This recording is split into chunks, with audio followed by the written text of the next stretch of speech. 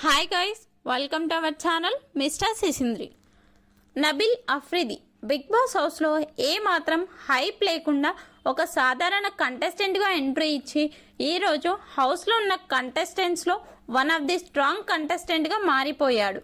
హౌస్లో physical games ఆడాలి అంటే ఎవరికైనా పోటీ ఇచ్చే ఏకైక కంటెస్టెంట్ నబిల్.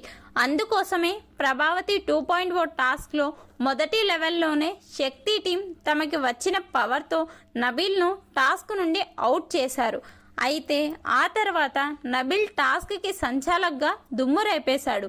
నబిల్ను టాస్క్ నుండి అవుట్ చేయాలని నిఖిల్ క్లాన్ సభ్యులందరూ ఒకే మాటలో చెప్పారు అంటేనే అర్థం చేసుకోవచ్చు నబిల్ ఎంత స్ట్రాంగ్ అనేది.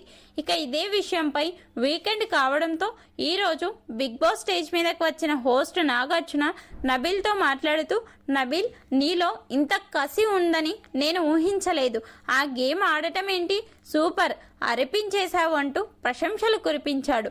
రేషన్ కోసం జరిగిన మొదటి టాస్క్లో పృథ్వీని ఓవైపు అడ్డుకుంటూనే ఫోటోలు పెడుతూ టాస్క్లో గెలిచావు అంటే నీ బలం ఏమిటో అర్థమవుతుంది. చివరికి సంచాలక్ కూడా సరైన నిర్ణయం తీసుకోవడంతో విజయం నీకే వచ్చింది. ఆ టాస్క్ మాత్రం చాలా బాగా ఆడావు నబిల్ అంటూ మెచ్చుకున్నాడు.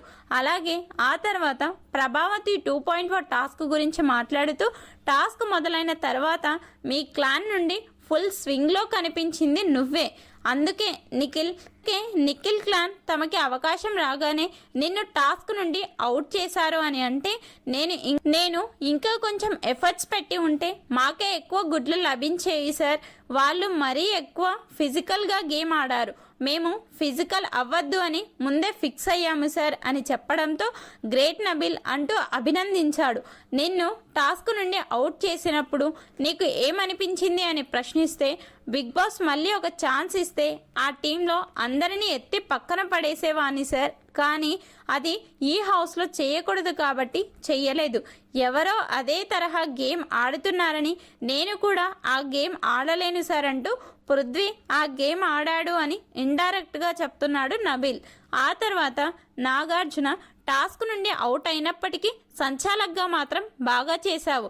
మీ క్లాన్ అని చూడకుండా ఎవరు తప్పుగా ఆడుతున్నా కూడా వారిని హెచ్చరిస్తూ ముందుకు సాగావంటే థ్యాంక్ యూ సార్ అంటూ నబిల్ హ్యాపీగా ఫీల్ అయ్యాడు.